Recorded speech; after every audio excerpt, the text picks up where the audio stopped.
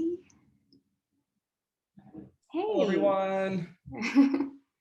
Hi. Can I just make a confession? I'm Sure. kind of glad it's a small group because then it just feels like it's just going to be more of a conversation, right?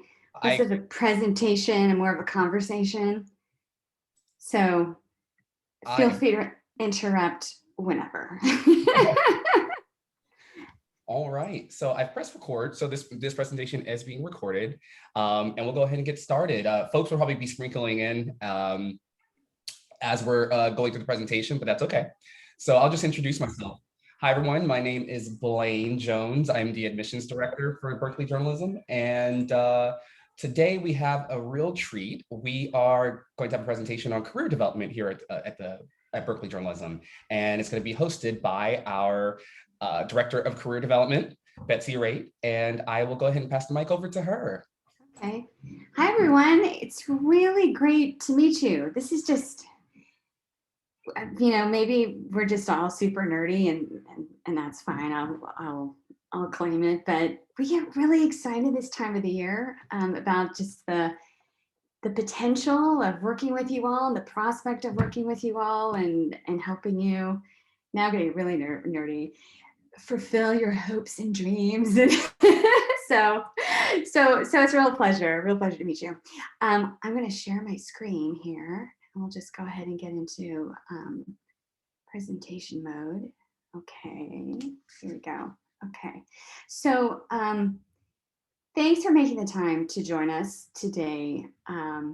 Let's just, we can keep this very casual. It's not a big group, so please do feel free to pipe up if any questions occur to you when they occur to you. And Tracy and Blaine, that also applies to you. If you think of anything that's relevant, feel free to contribute. Okay, so here's what we're going to cover today. We're going to go through kind of a long list of the career development team offerings. And when I say the development team, it's kind of me. And I have 3 graduate students who also support career development as J peers. We're going to talk about the internship requirement. We'll go through kind of the general year 1 experience, how that extends to year 2. We'll look at some outcomes for our graduates of our program, and then I'll just kind of quickly hit on some additional sources. And I will try very hard to save time for questions at the end too. So let's just dive right in. Okay, who am I? That's, who is this person who's supposed to be a resource for me in guiding my career, helping me to start it on the right foot. So that's me in the center. Before I became the director of career development, I was a video journalism instructor. I taught at Berkeley Journalism in this capacity for not quite 4 years. So last March, just as the pandemic was settling in, I started my transition into this new role as the director of career development. And I think, I'd say my major qualification for this role is that I know firsthand the industry that you aspire to enter and how it works. So I bring that firsthand perspective to the work that I do. So this is also me from a long time ago, mom and dad. At this point, I'm graduating from university. I majored in journalism as an undergraduate. And my goal was to work as a journalist in New York City. I wanted to work with a news network, but I was from a small town in Kansas. I had no connections, no network to tap into to speak of. Just running on dreams and enthusiasm. But all that said, still over the 15 years that followed, I was able to really have a really satisfying career in a lot of different environments. So as you can see, I ended up working. I did live the network news dream. Ended up working at ABC, NBC, CBS, MTV. Public television was really turned out to be kind of my spiritual home. It was a great alignment of really hard-hitting, substantive stories that wouldn't get play in, let's say MTV. And along the way, I survived 2 recessions, the dot-com bubble, subprime mortgage crisis, 9/11. So I was able to work through those really difficult times.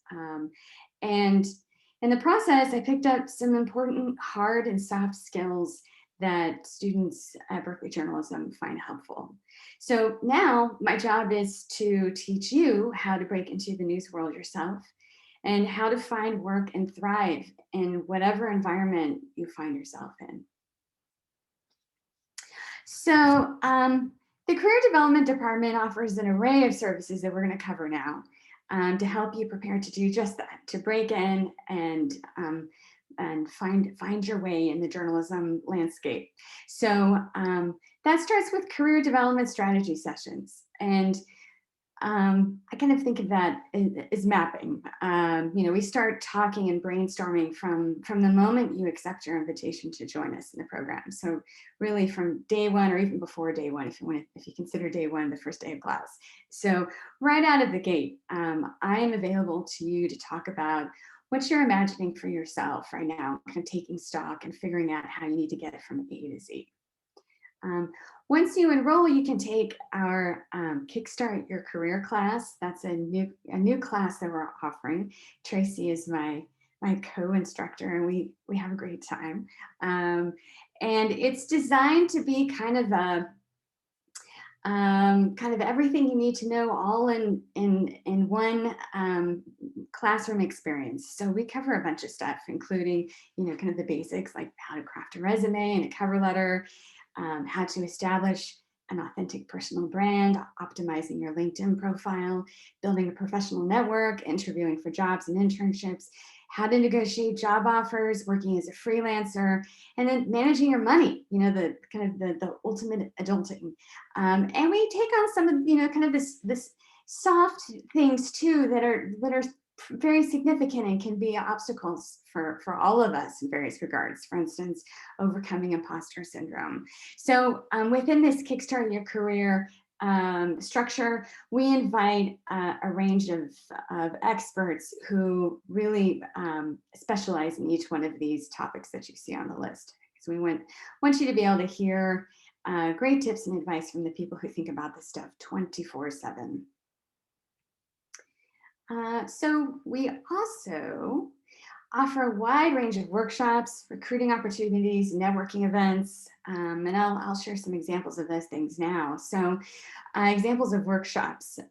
These are kind of designed to supplement the training that you're getting inside the classroom. So we've offered something very nuts and boltsy, like how to create a portfolio, but we've done it by discipline because every discipline has its own little requirements, own little kind of combination of things that work when it comes to creating a portfolio. Deep dives into news product. Just curious, how many of you are interested in news product or even aware of what news product is, what it means? Just a show of hands. Okay, so it's a relatively new sub-discipline in the journalism world that is a big area of growth. So we're starting to talk about it more and more at the journalism school. Deep dive into sports journalism, teaching journalism. That workshop was today and it was fantastic. Blaine, you were there, right? Yeah, so that was actually produced and hosted by one of our students. He just did a terrific job. And then next week, we're going to be talking about journalism unions. More and more newsrooms are unionizing, so we think it makes good sense for you all to know exactly what that means and what that means for you. So lots and lots of recruiting events take place throughout the year. This is just kind of a long list of some of the newsrooms that have newsrooms and opportunities like Overseas Press Club Fellowship and the Dow Jones News Fund that have stopped by to connect with our students and just create a space for conversations to start to kind of tap into our deep well of talent. So we have next week, I think it's next week, we have Insiders. So Insiders coming, and then the week after that, I think it's Hearsay. which is a new startup that's just starting to scale up, that's based in the Valley.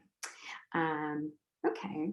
I kind of like, maybe you want to check it out. It's supposed to be the now this of local news. So keep your eye on it. Could be some good employment opportunities coming up as they expand. Okay, then our biggest networking opportunity of all, our recruiting opportunity, happened just last Saturday, and we call it Media Mayhem. So it's the 2021 Media Mayhem Career and Networking Fair. And it was, so just last Saturday, it was our second annual, and it was co-sponsored by our student NABJ, National Association of Black Journalists chapter. And it featured 39 organizations who brought 68 recruiters. 91 students participated, and at least 428 interviews were conducted. And over the past week, we've been hearing about the results of those interviews, and it's kind of exciting. We've got someone, I think I told you yesterday, Tracy, that Marco's got 3 job offers, right? Actually, he says 4 job offers that he's fielding right now. And a bunch of people did some follow-up interviews about internship opportunities. So we're really pleased, because it seems like, you know, there's always value in just having a conversation, doing that networking, but it's really great when it actually results in something tangible, and it looks like that's happening now. So the news organizations that participated in this event included this long list. Actually, this is more than included. This is the list, the comprehensive list of all the people who participated, and it was all virtual because, you know, pandemic. And we were pleasantly surprised that students and recruiters alike really seem to prefer the virtual setting. So we'll probably have a virtual element to all the recruiting fairs that we do in the future. Have any of you, just curious, have any of you participated in a virtual career fair like that? Yeah. Okay. Yeah, we were kind of. I think Tracy, you've probably realized that she's very calm and collected, but I was a little nervous. I was not sure it was going to work, but it did. So very pleased. Before I move on, I just want to say, if you are interested in joining any of our upcoming like information sessions or workshops, just send me an email and I'll be happy to send calendar invites to you, so you can kind of sample that side of the school environment. Okay, so in addition to these things, we also have a number of school initiatives and industry partnerships that I just want to flag, because they provide really priceless hands-on experiences. So if you're not already aware of them, I just want to put them on your radar screen. So that's, we've got the hyperlocals, Richmond Confidential and Oakland North.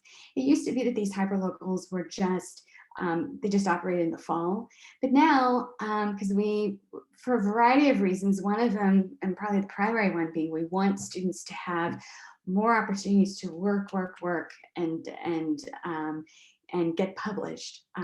We have committed to making these year-round presences online. So, and we've got a dedicated editor to really kind of build these out into, like I said, year-round news sources.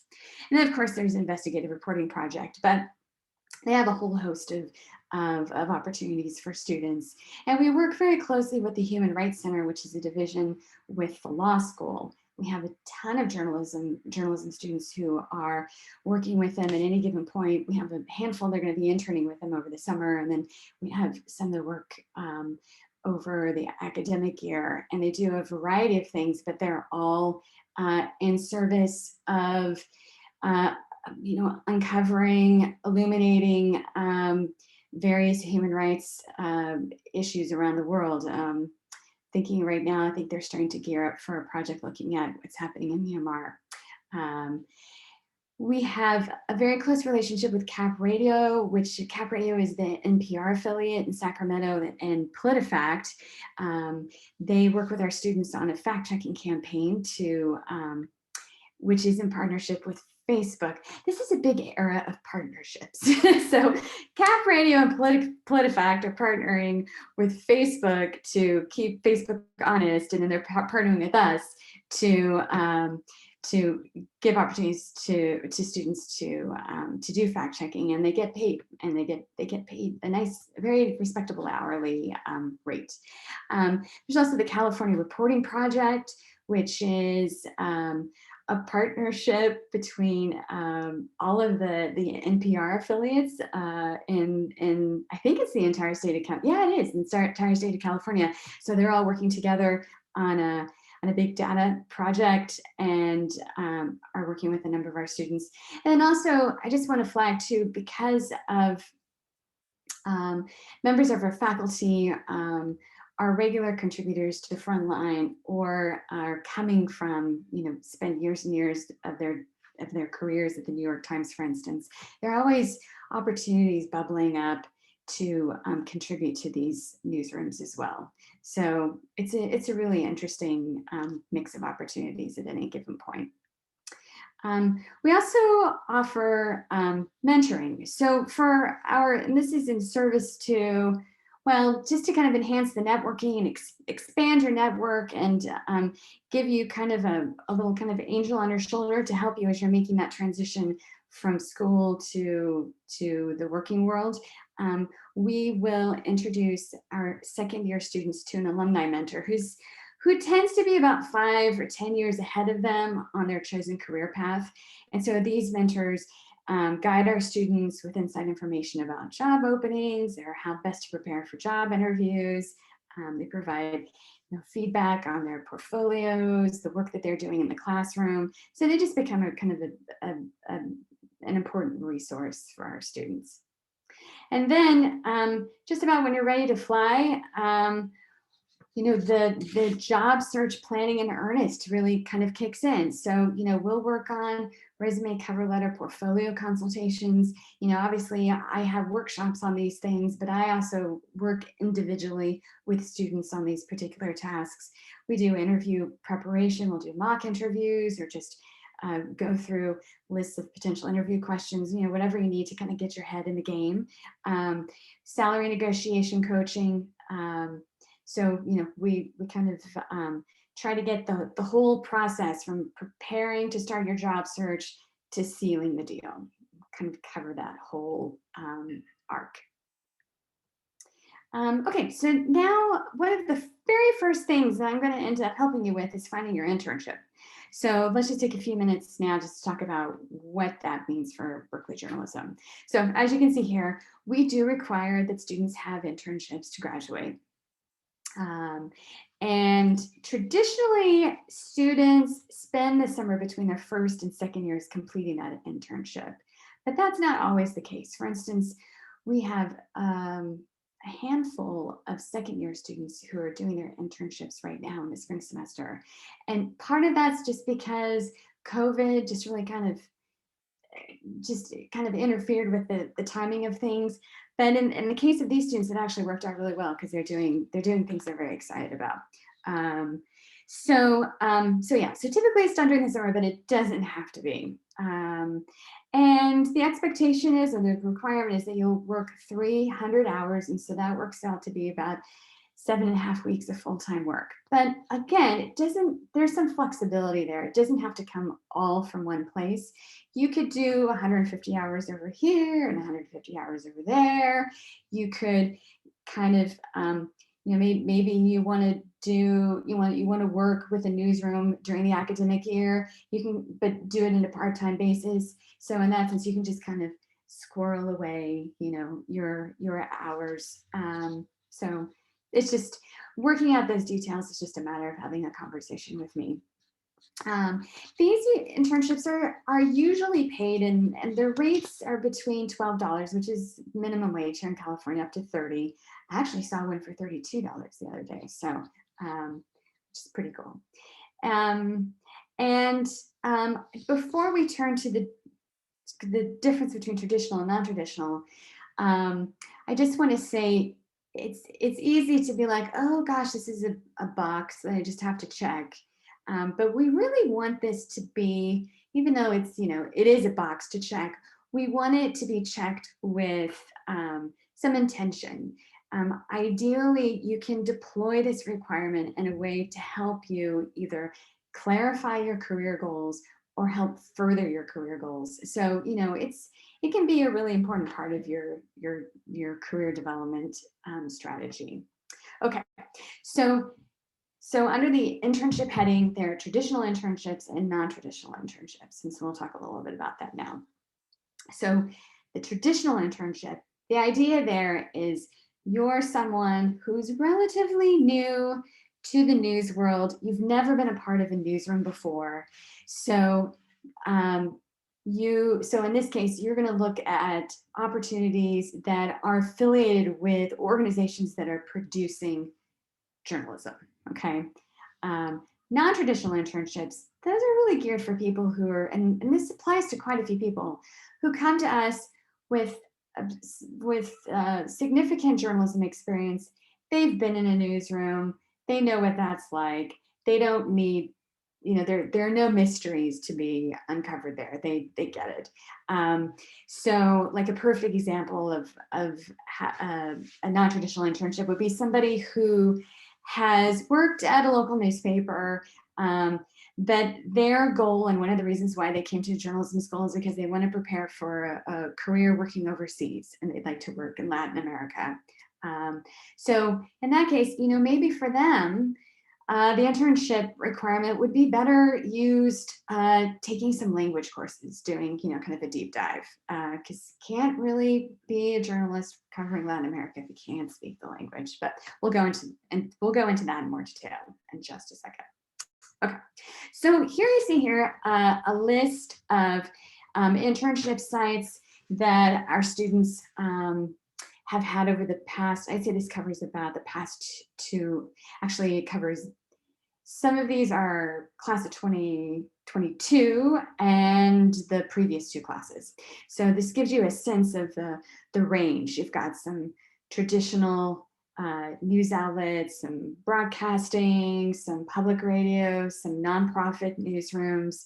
Really, our students go everywhere. And as you can see, so Publico, that's someone from the class of 2022, or excuse me, yeah, I keep them all straight, 2022. He's going to be spending the summer working with this newspaper in Portugal. His goal is to be able to work there as a journalist after he graduates. And we've got somebody headed to Indonesia. So really, there's just, you can let your imagination go wild.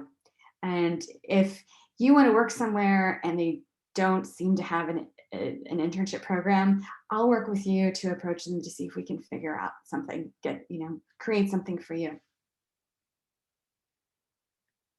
Okay, so now non-traditional internships. So like I said, these are designed for students with journalism experience. It's also a 300-hour requirement. Freelance work is typically not eligible, and here's why. In the past, I understand, freelance work had been approved for this, and then the summer kind of came and went, and there just wasn't anything tangible that resulted. And so that's the concern.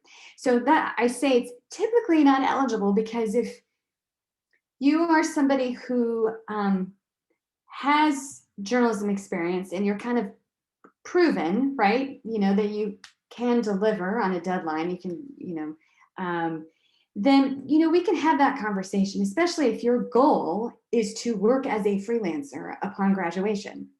Then I think, a convincing argument could be made that, hey, maybe trying this out over the summer would be a useful experience for me. So anyway, generally not eligible. We get people who are like, I want to work on my book over the summer. Like, that's great, but not unless you have a book deal. We really want you to end that summer with something you can point to that you've produced and is going to help you when you graduate find that job you're looking for. So here are some examples of non-traditional internships. Working with an investment company. Say you want to be a financial reporter. It could be useful to be on the inside of a financial firm to get a better feel for the market and how they work. Say working with a design firm. So many journalism jobs now kind of like the holder of that job to have some design experience. Maybe you want to do data visualization. Working with a design firm and getting grounded in design principles could be a useful thing. that could be a good feather to have in your cap. And then of course the summer language course, that example that I discussed earlier. So there's flexibility there, but the point is to spend that time well and strategically, because we want it to be able to set you up for what's ahead. All right, so this seems like a good place to stop for questions. Are there any questions at this point that I can answer? I have one question. Yeah. Hi, Chris. Hi. This has been really informative too, by the way. I'm really glad I got on this call. Oh, good. So one question I have about this is more specific to establishing residency. So let's say you get an internship, abroad or in another state. I'm not sure if you guys know, does that affect the residency status for becoming a second year? Because I think the maximum you can stay out of the state of California for residency would be 6 weeks. So I'm just wondering on that. That's a really good question. I don't know the answer to that. Blaine, Okay. Tracy, do you? Yeah. So because it's a requirement of your program, it won't affect your being out, if that makes sense. So you give them, so leave the country for 10 weeks. Okay, good. As long as it's related to the internship, you're not just going for the heck of it. No, I just know how similar it is for the residency, so I wanted to know about that. Okay, cool. That's pretty much all I wanted to know. Also, do you guys know, because one of my goals, dreams would be Nat Geo. Has anybody done Nat Geo before? I think so. Do Chris, send me a little, just so I don't forget, send me a little email. I'll have my email at the end. I believe, wait. We definitely have, and we have somebody, I think we have 2 people who are working there now. One is a photo editor, and one of the big, kind of the big hats of National Geographic sits on our board. So yeah, so we've got, it's an organization that lots of people are interested in working with, but we have some ins. Okay. Yep. Any other questions? Yeah, I have a question. I wonder if there's been any discussion about providing stipends for summer internships? Yes. And what does that conversation look like? Exactly. Or is it relevant to us? So no, it's relevant. So I'll just I'll tell you our stipend story. To my knowledge, the school has not traditionally offered stipends. But last year, when the pandemic struck and internship programs folded right and left, we were compelled as a school to do something about, help our students and close that gap. And so what we were faced with were newsrooms who really, really wanted to work with their students and provide them with opportunities, but they weren't in a position to pay them. So we partnered with these newsrooms to create opportunities where, we could do kind of I need a tidier name for this, but we just did like a 50-50 split. So the way it usually worked was the student would work with Newsroom X for 10 weeks full time at a rate of $15 an hour, and the school would pay $3,000 and the newsroom would pay $3,000. So between the 2 entities, the students were kind of whole, so to speak. And that seemed to work out well. And being able to kind of drop, but some of these newsrooms are so strapped. There's like a big difference between $6,000 and $3,000. So that was able to bring having an internship into their, bringing one into their world doable. So so we started doing that. And this year, we were able to find some funding that we could apply to create some of those opportunities again, but also because the internship market is so much better now, we were seeing students securing internships, but securing ones that were really low paid.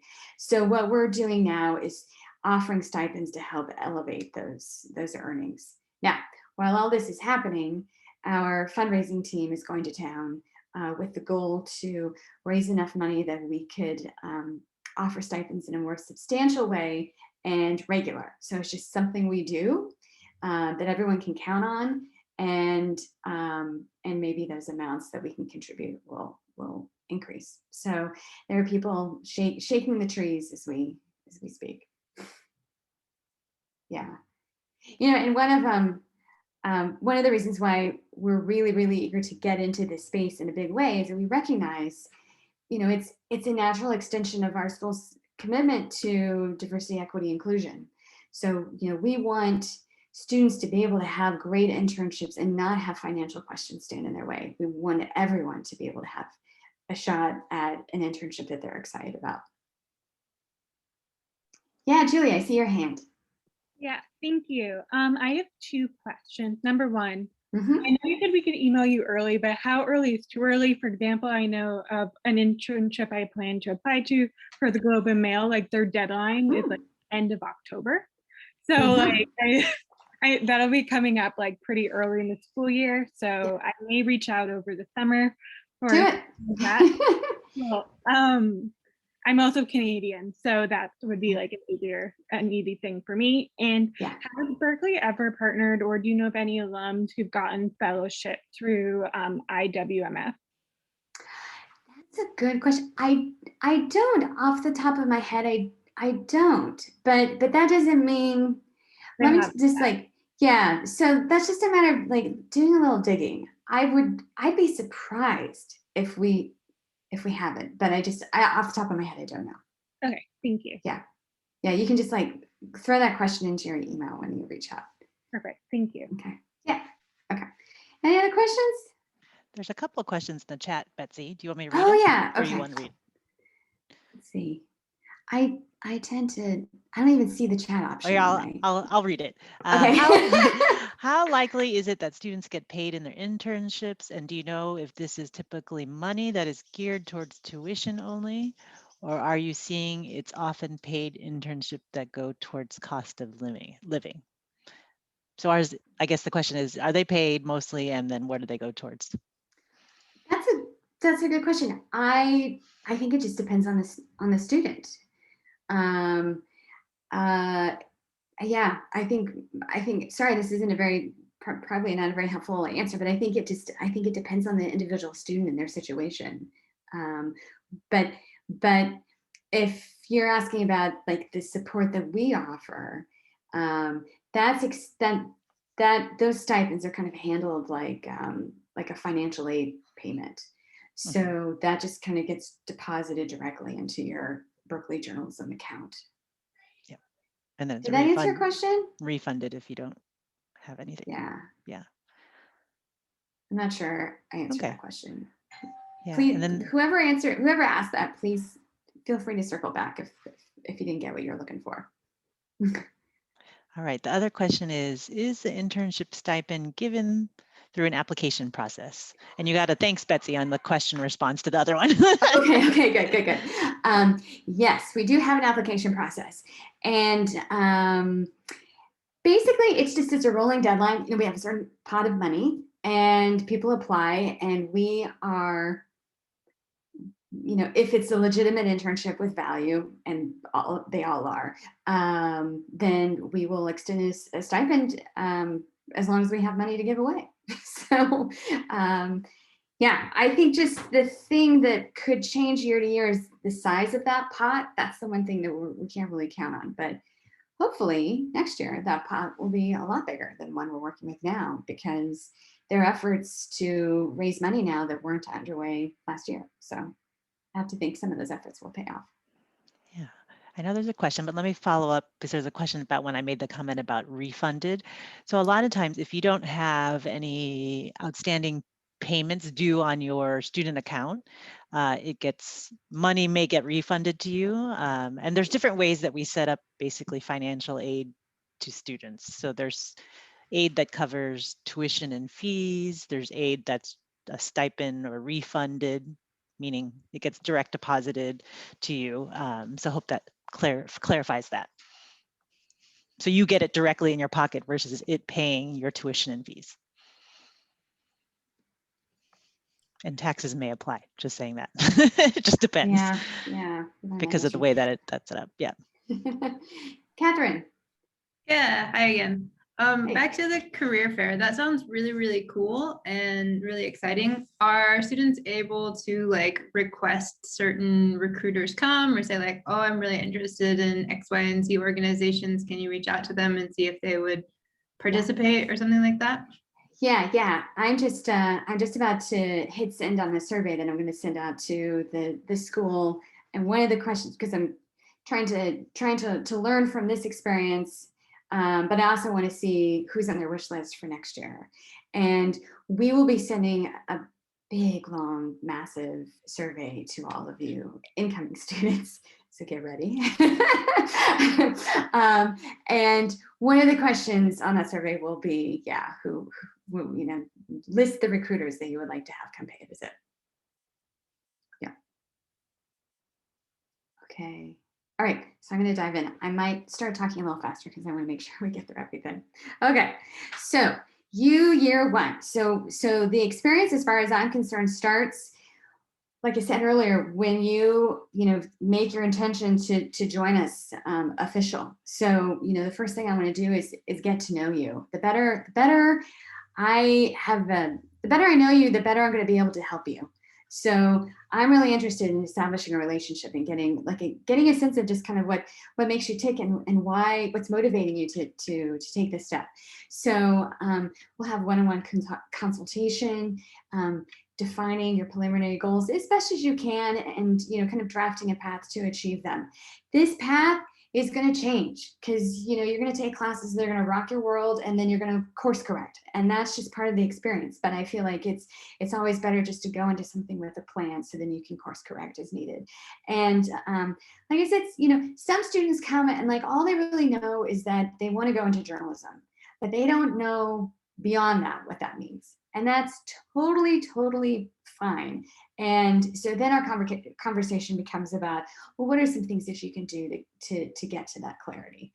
And yeah, don't worry if that description fits you. So then when you arrive, we're gonna pivot pretty quickly into internship preparation. And the reason why is because as someone mentioned, who is that? Who's our guest from Canada? Some internships, many internships have their deadlines in October. All throughout October, like October 1 is a big one, October 15th is a big one, October 30th is a big one, and then there's like another round in November, like November 15th, right before Thanksgiving. And so we just want to make sure you're prepped if this is something that you want to do, and it's not the right fit for everyone, but if you feel like you want to go for some of these, and these tend to be kind of more big name news organizations, then we just want to make sure you've got all of your ducks in a row to put your best foot forward. And during this time too, we'll have recruiters from these programs coming to talk about their internship programs and just offer advice about how to apply. So that will be a priority for us. And then year two, then it's going to be about kind of making that transition from generally you're going to have some more clarity about what you're going to want to be doing with your life, at least the first few steps of your journalism career, and we're just going to build on that foundation. So we're going to sit down in the fall after you've had your internship experience. We're going to kind of take stock, talk about how did the experiences of your first year change or reinforce your goals, and then we'll just use that information to make those adjustments to your career strategy. And then you'll need to update your job application materials because you'll have new experiences to add to them. And then we just kind of slowly turn up the heat, starting to continuing to network, and just putting out those feelers for job opportunities that might be interesting for you. One of the major, I'm just going to quickly show you how we notify everybody about various opportunities. And so let me just click over here. So we've got this thing called the Master Opportunity Spreadsheet. And it's loading now. Can you all see that? Yeah. Okay, great. So this is something that it's just a great big spreadsheet, as you can see, and we've got, you know, a new tab for each month. And my my J peers and I work to just kind of plow the fields looking for opportunities that are relevant to our community and adding them to this. So everything is in one place. We're trying to, you know, you all are short on time. We don't want you to have to look in 50 different places for internship opportunities, for example. So we just try to kind of funnel everything into this spreadsheet.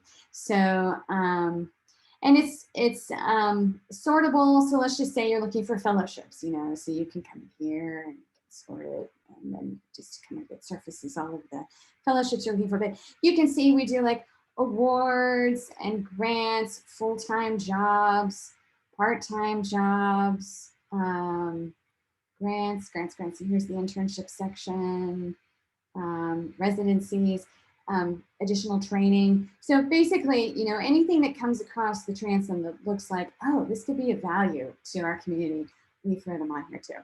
And then just kind of fun fact, we share this with the Yale Journalism Institute. So they have 2 students who will also feed things into this document. So anyway, that is the Master of Journalism spreadsheet.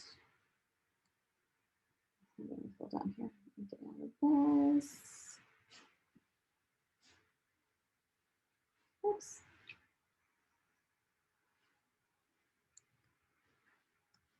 Okay.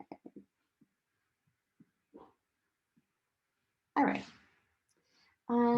Back to the presentation here. Okay. We also maintain a few Slack channels. There's the internship Slack channel, the fellowship internship Slack channel, the job Slack channel, and they're just like rivers of opportunities. And so those are really important ways for us to share, and opportunities too. And they tend to be things that are unique to us. Like an alum will call and say, hey, I'm doing a documentary. I need a production assistant for a shoot this weekend. And we'll just kind of throw it on the Slack channel because it's timely, and it's, you know, they want to work with our students specifically. I also maintain a Twitter account at Berkeley J Jobs, and I just retweet. I just kind of comb through the feeds and just retweet jobs and internships, and again, just grants, workshops of value to journalism students. And then we also find that, you know, our alumni community and our network of professional contacts are really great for alerting us to opportunities, or just coming, like I said, directly to us to hire or find talent. So they're kind of like, it's a confluence of different things, and we just hope that the end result is that you just feel opportunity washing down on you. And then, you know, all of this is, the goal is to help place you in an optimal competitive position so that you feel prepared to go out and just rock it. Okay, so I'm going to take a moment to talk about some outcomes. So our students, they're literally everywhere, doing all sorts of things all over the world, from full-time jobs with large traditional organizations to full-time positions with smaller digital startups, to freelancing for independent production companies while raising money for their own independent project. It really runs the gamut. And it can make it a little hard to quantify because our students follow such diverse career trajectories. So a couple of years ago, my predecessor tried to determine who employs most of our alums, and this is the result of, this is the list that resulted. So this, you know, this gives you a sense of where you're going to find a pocket or of Berkeley journalism alums. And in some of these, it's going to be more than a pocket. We've got like, I don't know, we've got a small army inside the Washington Post now. Where a member of the class of 2020 just took a full-time job with their their new live team a couple weeks ago. So anyway, it's just, I guess the takeaway here is if you want to go, public media, commercial media, large, small, digital first, these are all opportunities and options that would be available to a graduate of our program. And one thing I would just point out too, when you see the Washington Post, the Los Angeles Times, the first thing you might think is, oh, newspaper. And that's just not the case anymore, because they all have podcast teams. They all have, big digital teams and audience engagement teams. And so inside these big institutions, there's a variety of positions that our students hold, our former students. So I feel like kind of the best way to get a sense of what's possible is to look at some of our former students and just kind of seeing what they're doing. So I thought we'd just take a look at the past few years of graduates, and what I hope that you see is just, again, the variety of career paths people pursue, and just, I always find it heartening to know that these paths are even available, so yeah, so we'll just take a quick look then. So Andrew, he has an investigative journalism background, and he's now a producer with NHK News. He'd been working for AJ Plus before he moved over there. Carla has a documentary video background. Now she's working for Facebook, and my understanding is that this is an opportunity that just kind of popped up. She wasn't expecting it, but because of her training, she was able to start off as a part-time freelance job, and she was able to turn into a full-time staff position. Pablo de la Hoya is community manager with HAPS. How many of you know about HAPS? HAPS is very cool. If you have an interest in like hosting your own live show, video television show, download the HAPS app. It's very cool.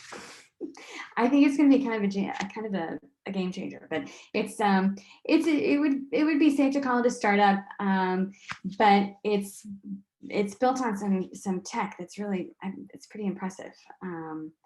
So if you've got the time to spare, Google HAPS and maybe even start your own show. Brianna Flynn is a producer with Nexus Media News. Nexus Media News is a nonprofit news organization that's dedicated to covering climate. Alexandria Fuller is a producer with Huge. Huge is a digital advertising and marketing firm. Rosa Furneaux is a reporter specializing in global health at the Bureau of Investigative Journalism, and that's a relatively new nonprofit newsroom that's based in the UK. She's in London. So Summer Moore is a reporter on the education beat for the Sacramento Bee, and Lauren Schwartzman was most recently. So she's the kind of student who, she wants to be a documentary maker. So she works a variety of freelance jobs, and is doing her fundraising to get her support for her own film. But she most recently worked as an associate producer for Crip Camp, and you might be aware that Crip Camp is up for an Oscar this weekend. So it's very exciting. Lauren Schwartzman might become Oscar-winning Lauren Schwartzman. Reese Thibault is a reporter with the Washington Post. And so class of 2019, Jalen Anderson is working as a news producer with a station in Burlington, Vermont. That came about as a fellowship with Hearst Television.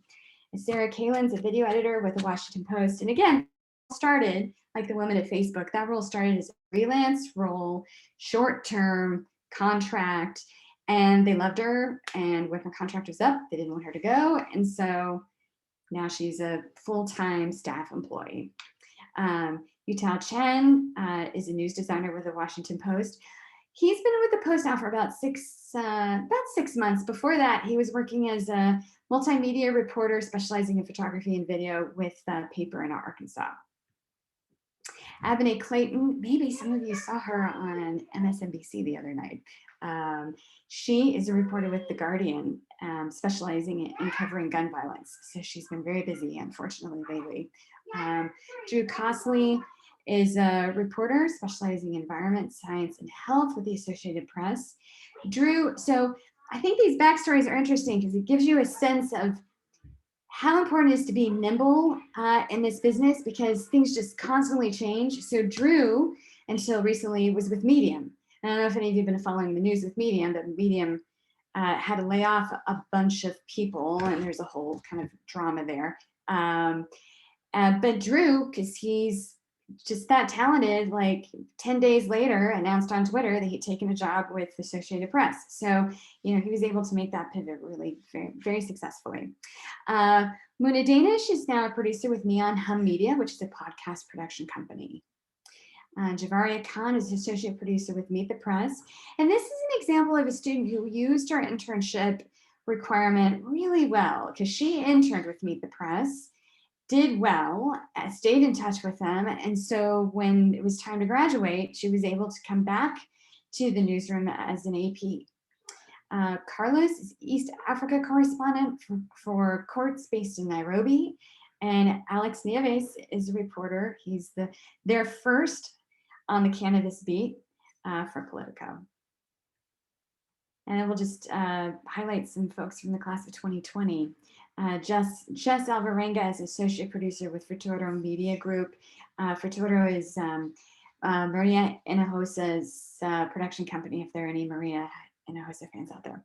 Who's going to be speaking at commencement? I'm very excited about that. Mickey Capper is senior producer with Wired. Mickey starts, most students don't like graduate and become senior producer, but he's a student who came to us with some significant podcasting experience under his belt. So he was able to, you know, to build on that experience, add, you know, broaden his range of journalism skills. And then between the experience he came with and his deeper kind of breadth and depth of understanding, was able to use that to kind of advance his career trajectory. Julie Chang is a producer and reporter with KQED, and that's a position that started with an internship.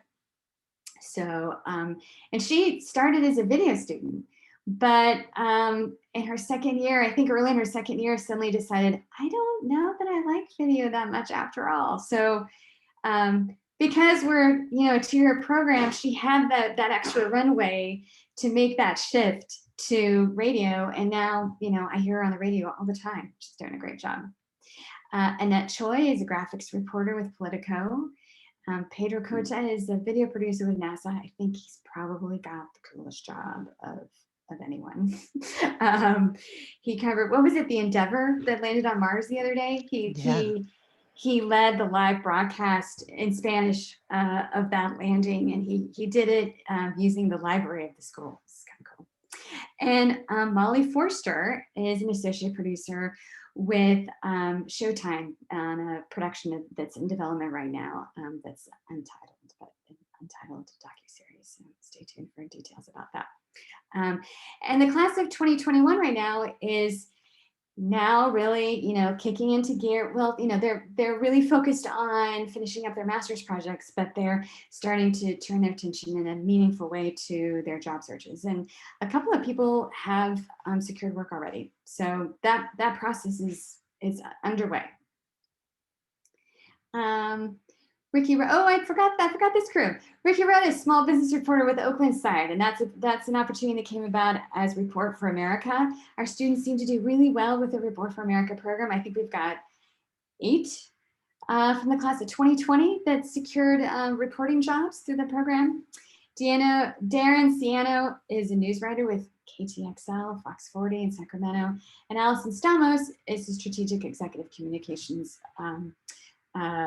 person with Cisco. So that just kind of gives you a sense of, we've got, you know, someone going into corporate communications and somebody who's going into, you know, traditional local news reporting and everything in between. Okay, so I want to give you a sense of salary ranges. So class of 19, class of 20. So we give surveys periodically. There's like an exit survey, and then there's a 6 months out survey, and then different increments of time, additional surveys are sent out. And the goal is to try to get a sense of kind of the path, the trajectory that students take. We haven't been doing it all that long, so we don't have a lot of what I'm going to do is kind of long term. We don't have like a big picture yet, but here's some of the information that we're starting to collect. So for a class of 19, class of 2020, their average salary range, as you see, falls between 40,000 and just under 100, which is, I would like to graduate from school making $100,000. That was not my story. With the median being, somewhere between 40 and 59,000. And that clocks pretty, that kind of matches up with, so what you're seeing here, medium size, 6 months after graduation, 2 years after graduation, 5 years after graduation. This is some data from, remember when I said like my predecessor at one point was trying to figure out like who's employing most of our students. There was also, as part of that, kind of an effort to get more that kind of longitudinal sense of salary growth. So that gives you a sense of what you could expect, the timeline. And I have to say that hews pretty closely to my experience. My first job out of graduate school, I was making $50,000, and then about 2 years later, I was probably like 65 to 70. I topped out 10 years in around 120. That's where I topped out, and then just kind of hovered in that range for the 5 years that followed before I came to the school. So I think that's pretty typical. It's, a lot of it depends on the nature of the work that you're doing, the discipline. It's, it can be kind of specific to the segment of the media world that you find yourself in. But this hopefully kind of gives you a general sense. I wanted to also share this to give you kind of a sense of a range. Now, the trick with this is that the survey that collected this information failed to ask the respondents what year they graduated. So this is useful to give you a sense of the range that people are making, but unfortunately we can't tell you the people who are making 160,000 at what point they're at in their career. Probably not early career. I'm going to guess these are people who are 10, 15 plus years in. But yeah, so just for whatever that's worth, I share it with you. Wanted to get this on your radar screen, if it isn't already, Real Media Salaries. I'll click this. Real Media Salaries is a crowdsourced salary database for media.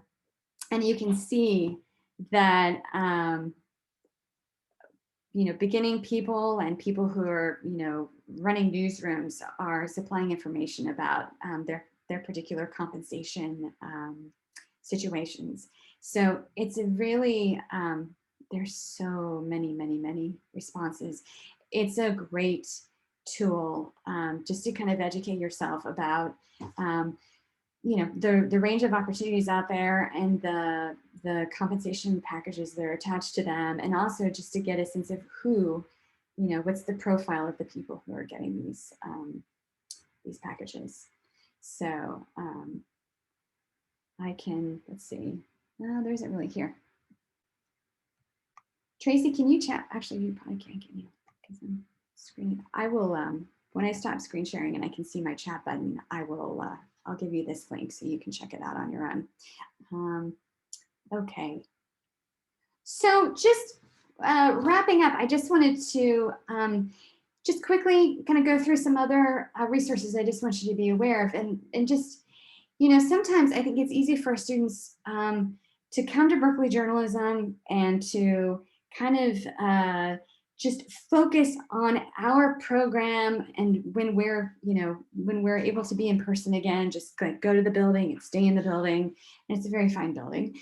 But I want everyone to be aware that we're part of a large campus with tons and tons of resources that are available to you. So, the UC Berkeley Career Center for graduate students, it's something that you can take advantage of, and they have lots and lots of resources.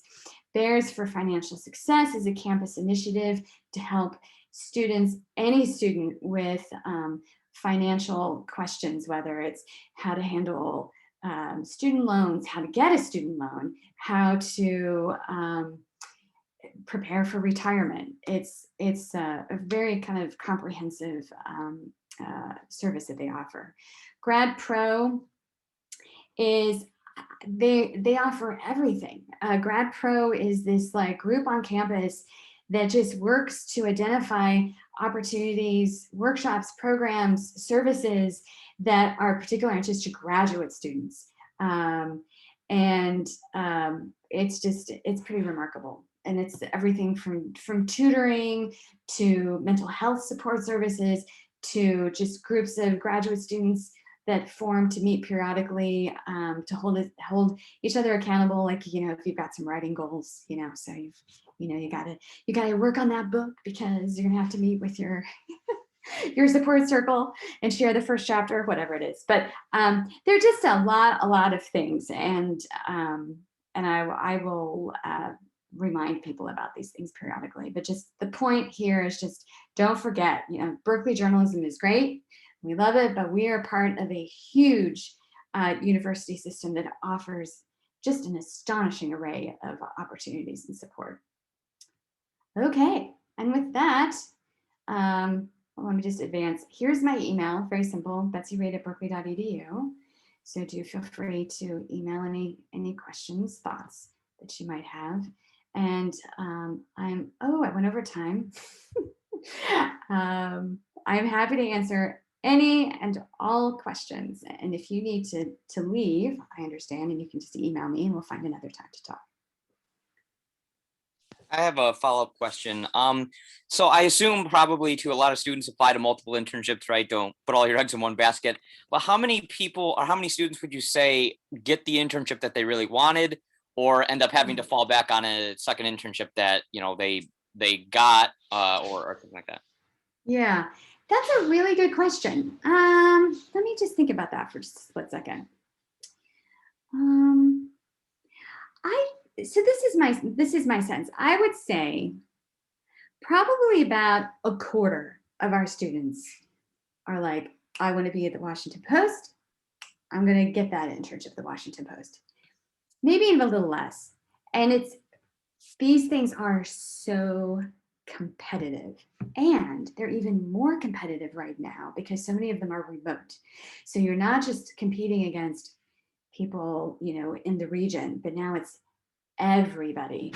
So there aren't many students, and I think this is just true of life in general, who can be like Babe Ruth and just be like, I'm going to hit the ball out of the park right there, so, but it's cool to think that way, to like as a strategy, to be very clear in what you want to do. But I think the most common student experience is that you apply for a bunch of things that you thought would be easy to get, for whatever reason don't work. Maybe something you thought was a long shot somehow does happen to work.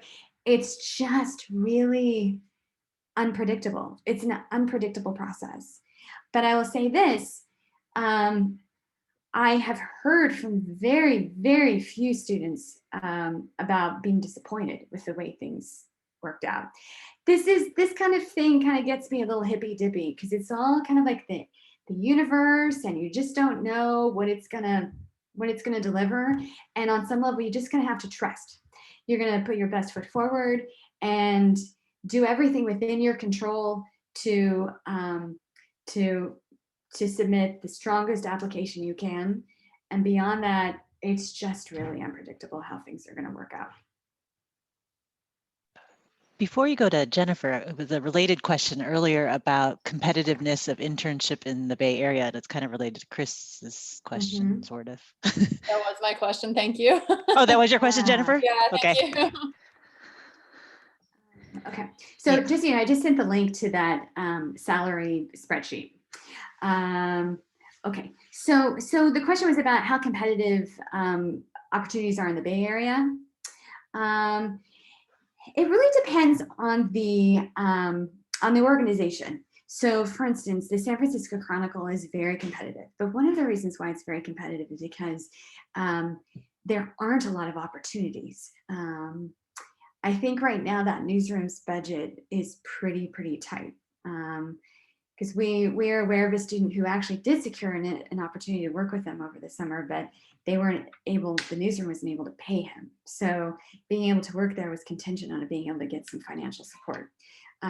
So, I'm not sure what their situation is. It sounds like things are pretty tight, but their number of opportunities is just dwarfed by the number of people who want to work with them. So that, newsrooms like that tend to be pretty competitive. But other newsrooms, it's interesting, like Cal Matters. Are any of you familiar with Cal Matters? If you aren't, I recommend that you become familiar with them. They are a top-notch nonprofit news organization. They offer a lot of internships, and they're doing really well. They're growing and expanding their reach, and our students do very well. And it's a situation where it's a little more freeform. You could approach them and start a conversation. Like, I really admire the work that you're doing. Can we talk about, what things that I could be doing this fall to help increase the likelihood that I could be considered for an internship in the summer? And they would engage with you on that level. So it's a very different vibe. So I guess the short answer to your question is it depends. Some are super competitive. Some are much more organic about how they identify their internship talent. And then some are just so eager to work with students that it's pretty easy to arrange an opportunity with them. And that's not KQED, but some of our other nonprofit news radio stations I'm thinking about. Some of our other NPR affiliates in the area are kind of like that. Did that help, Jennifer? Yeah, that was great. Thank you so much. Okay. Yeah.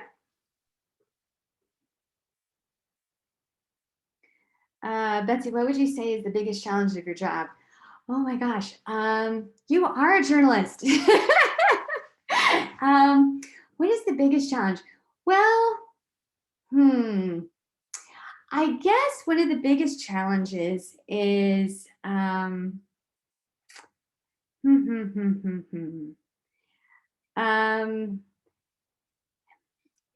it kind of goes to what Chris was saying earlier, what we were talking about. It's like, there's this element to this process that's just beyond your control. And it's just helping students navigate that gray zone where you don't know what to count on, and you're kind of in a holding pattern, and you're trying to make your plans for the summer, and you don't, it's just kind of a wait and see situation. And so I'd say that's kind of a friction point, but it's becoming less of one, because I'm the pattern that I see is that things really do tend to work out. Maybe you can't control the where, the when, the timing, but good opportunities do emerge for everyone at some point. So yeah, that's helping students believe in that and be able to let go of their anxiety. That's, I guess, probably one of the challenges. Yeah. Trust, exactly, trust. Yeah. It's like attesting to that, just that people got internships and jobs last year during a pandemic when we were really worried, and even when people were, cutting off things and stuff. So yeah, exactly. And and that's kind of true of this business in general.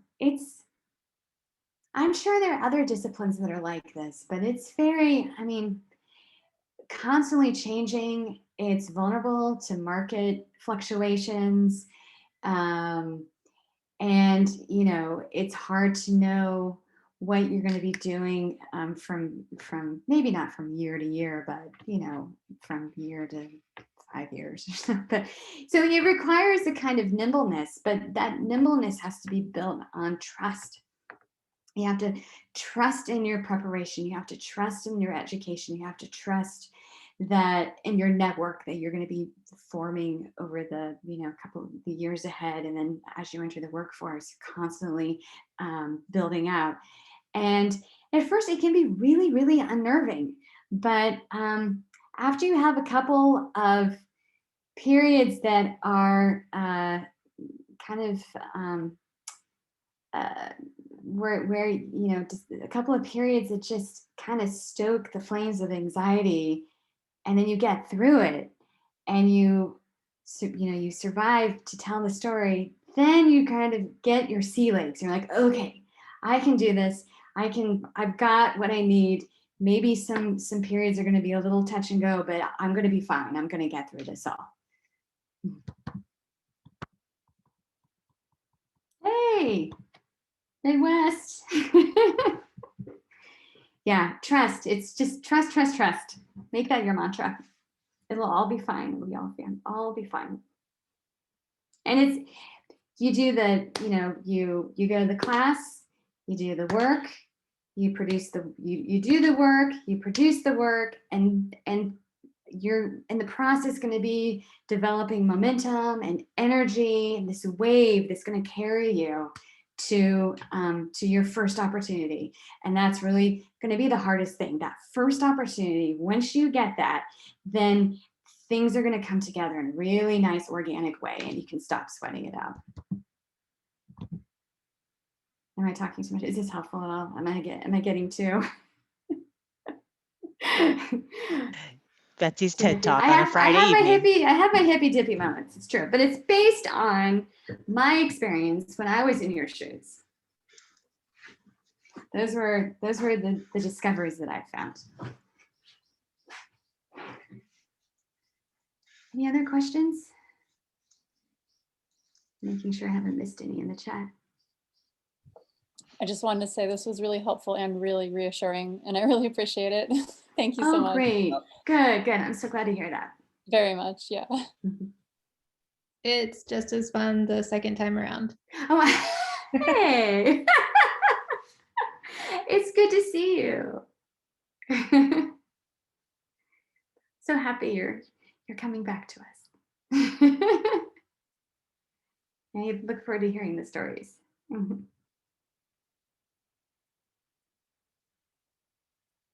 Okay, anything else?